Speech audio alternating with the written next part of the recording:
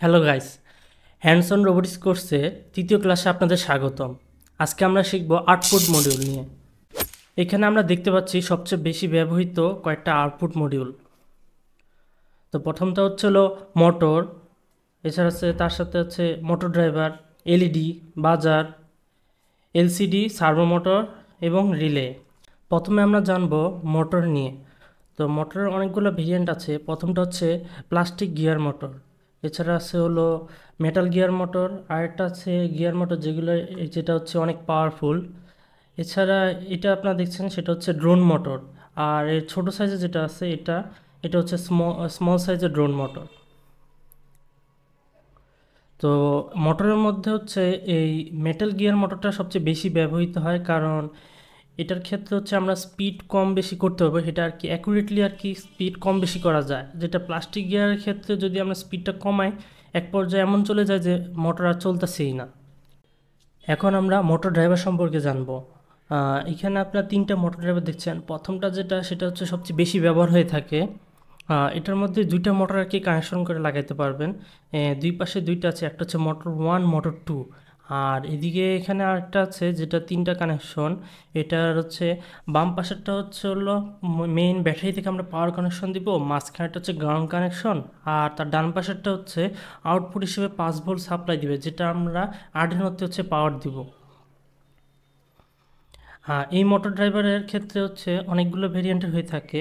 তো মোটর ড্রাইভারের নিচের দিকে লেখা থাকবে যে এটা কতটা পাওয়ার সাপ্লাই সাপোর্টেড।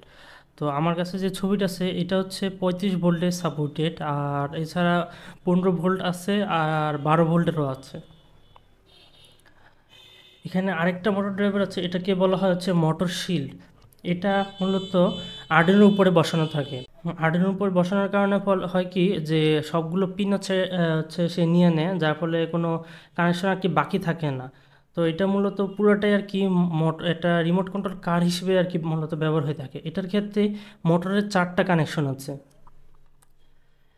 এছাড়া আরেকটা যেটা দেখতে পাচ্ছেন এটা মূলত মিনি ড্রোন চালানোর জন্য ব্যবহার করা হয়।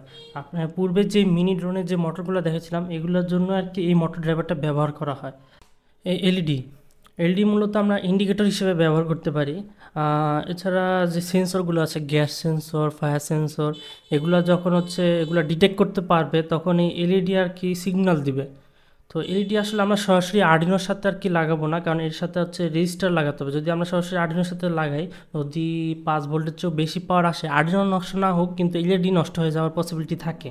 যার কারণে রেজিস্টার লাগিয়ে শিওর হয়ে নেওয়া হয় যে এলইডি যাতে নষ্ট না হয়। বাজার বাজার মূলত এলইডির মতনই কাজের জন্য ব্যবহার করা হয়, শুধু বাজারের ক্ষেত্রে এটা সাউন্ড দিবে। এলসিডি এলসিডির পুনরূপ লিকুইড ক্রিস্টাল ডিসপ্লে। এলসিডি আসলে ডিসপ্লের আউটপুট হিসেবে কাজের জন্য ব্যবহার করা হয়। এর কানেকশনটা একটু বেশি জটিল, তবে মূলত আপনাদের শুধু এই কাজটা শুধু জানিয়ে রাখলে হবে। পরবর্তীতে আমরা এটা নিয়ে বিস্তারিত আলোচনা করব। সার্ভো মোটর আর্ডিনোতে প্রজেক্টের ক্ষেত্রে সবচেয়ে বেশি সার্ভো মোটরের ব্যবহার রয়েছে। একটা রোবটের হাত মুভমেন্ট করা, অটোমেটিক ঢাকনা ওপেন করা, এছাড়া আরও অনেক কাজে আপনার ব্যবহার করতে পারবেন। সার্ভো মোটরের ক্ষেত্রে একটা সুবিধা এটা কত ডিগ্রি অ্যাঙ্গেলে খুলবেন বা বন্ধ করবেন, এটার একটা ডিগ্রি মেজার করতে পারে। এছাড়া সার্ভো মোটরের মাধ্যমে কোনো ভারী জিনিসও কিন্তু সহজে তুলতে পারবেন। রিলে রিলে মূলত সুইচের মতন কাজ করে, অর্থাৎ আপনি কোনো হাই ভোল্টেজের কোনো ডিভাইস যেমন ফ্যান, টিভি, এসিগুলো যখন চালাবেন সেগুলো অটোমেটিকভাবে অফ করা চালু করার জন্য এই রিলে ব্যবহার করতে পারেন। তো রিলের কিছু ছোট ছোট গ্রাউন্ড পিন আছে, সেগুলো আর্ডিনোর সাথে কানেক্ট করবেন। আর রিলের সামনের দিকে স্ক্রু দিয়ে লাগানো ওই সব কানেকশনের মধ্যে থাকবে মেইন পাওয়ার কানেকশন, যেগুলোর মাধ্যমে ফ্যান, টিভিগুলো চলবে। তো আর্ডিনোর মাধ্যমে আপনি ওই সুইচগুলো কন্ট্রোল করতে পারবেন, অর্থাৎ আপনি যখন সিগন্যাল আপনার মোবাইলের মাধ্যমে যখন অফ করবেন তখন ফ্যান অফ হয়ে যাবে, যখন চালু করবেন তখন ফ্যান চালু হবে। এই ক্ষেত্রে টোটাল বিষয়টা অটোমেটিক সিস্টেম বা ওয়্যারলেস সিস্টেম হয়ে দাঁড়াচ্ছে। এছাড়া কিছু এক্সট্রা মডিউল সম্পর্কে যেমন ব্লুটুথ, ফ্যান, আর রেগুলেটর অথবা পিএমডাব্লিউ। তো ব্লুটুথ মডিউল মূলত ওয়্যারলেস কানেকশনের জন্য ব্যবহার করা হয়। এটা আসলে আইওটির মধ্যে পড়ে না। এর বিস্তারিত আমরা আর কি পরবর্তীতে জানবো, তবে আপাতত এটা আর কি ওয়্যারলেস হিসেবে আমরা ব্যবহার করবো, এটুকু জানলেই চলবে। ফ্যানের কিছু 3টা ভেরিয়েন্ট আছে। তো ফ্যানের ক্ষেত্রে একটা হচ্ছে যেটা হচ্ছে পাওয়ার দিতে হয়, এটার জন্য প্লাস এবং মাইনাস আছে, এগুলো দিয়ে আমরা হচ্ছে পাওয়ার দিতে পারি। এছাড়া আছে একটা হলুদ কানেকশন থাকতে পারে। যদি 3টা কানেকশন থাকে তাহলে যখন ফ্যান ঘুরবে ওই হলুদ কানেকশন দিয়ে হচ্ছে আরপিএমটা আর কি ডেটা পাঠাবে। আর যদি আরেকটা কানেকশন থাকে সেটা হচ্ছে নীল কালারের কানেকশন, যদি ওইটা থাকে তাহলে আমরা ওই ফ্যানকে স্পিডটা কন্ট্রোল করতে পারবো। এই পুরো কাজটা হচ্ছে আর্ডিনোর মধ্যে ডিরেক্টলি কানেক্ট করে দিলে আমরা ইউজ করতে পারি।